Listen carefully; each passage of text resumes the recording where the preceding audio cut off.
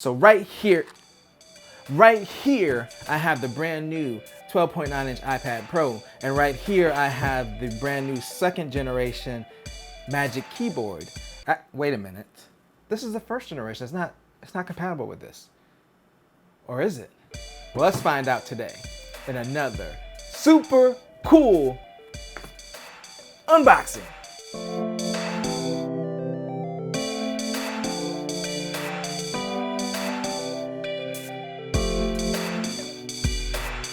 Alright, so I am here with the brand new 12.9-inch iPad, which I will explain in a different video why I decided to upgrade after, again, for the millionth time on this channel, I said I wasn't going to do something and then I did it anyway.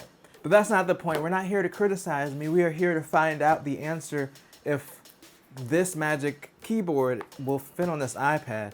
I'm a little bit worried about it. It seemed like the language around it was, it'll probably fit, but maybe not fully. So I'm just popping this Magic Keyboard out first. I actually unboxed the 11-inch one last year because I previously had the 11-inch iPad Pro, which is now going to Jeff, as all my old things do.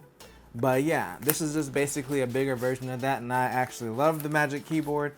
I said it was overpriced, and I said I wasn't gonna buy it, and then I bought it, and I was like, actually, yeah, it's kind of worth the price. It's really kind of an essential accessory if you want to get like the best typing / trackpad experience for the iPad. I mean, there's other ones, I'm sure, but the pass-through charging for me was a big thing. This is way bigger than I expected, but yeah, this really feels like with the 12.9-inch, it really feels like having a full keyboard. The trackpad is still kind of short. I feel like they probably could have moved up the keyboard a little bit and give me a little bit more trackpad, especially on this bigger version, but it's fine. They obviously want to have consistency between the smaller version and the bigger version. I've actually gotten used to the trackpad on the smaller version, so it's not a big deal. But yes, this is the 12.9-inch Magic Keyboard, first generation.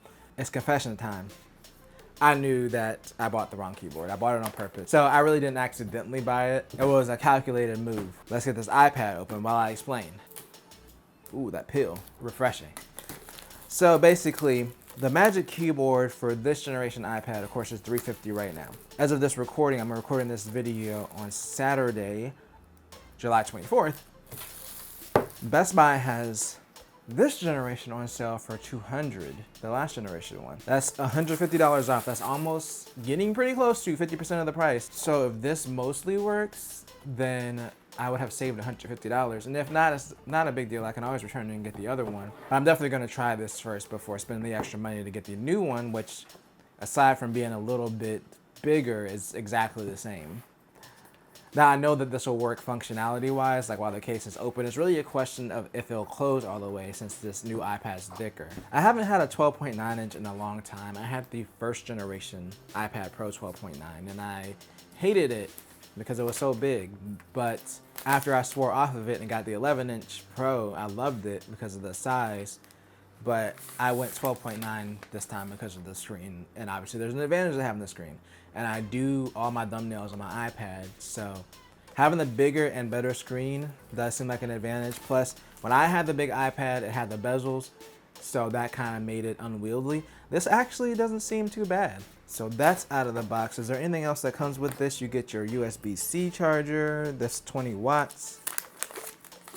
And then your standard Apple USB-C to C cable, because this uses USB-C, and this one actually has Thunderbolt, so it's a lot faster, and you can actually run technically like a Pro Display XDR off of this thing.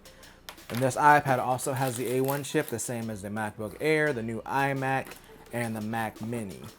So this iPad has some serious power, and I'm excited to try it, mainly for the screen though. The power, you know, it's an iPad, it do what it do. It is actually gonna help me on photo editing because there are times when my iPad does slow down, especially if I'm doing something really intensive.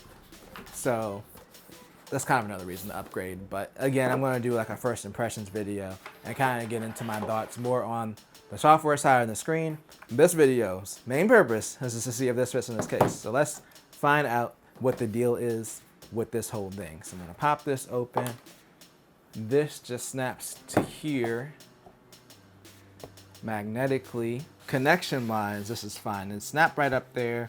There's no weird thing in the middle with the camera. The camera's the same size. But the biggest concern is if this will actually close. And yeah, it does. Yeah, this does come like right to the edge. So if you're concerned about there being scratches along the edge, especially this front edge, this does come right to the edge. So if you throw this in the bag, it's more susceptible to scratching a little bit more. If you throw it in a bag anyway, it's still open. It's gonna be susceptible to scratching, but mainly it's just like if you dropped it or something, it's not as protected, I guess, if there's like a little bit more bezel here, but this is not really a case that you would buy to protect the iPad anyway. This is more like make my iPad a laptop please case.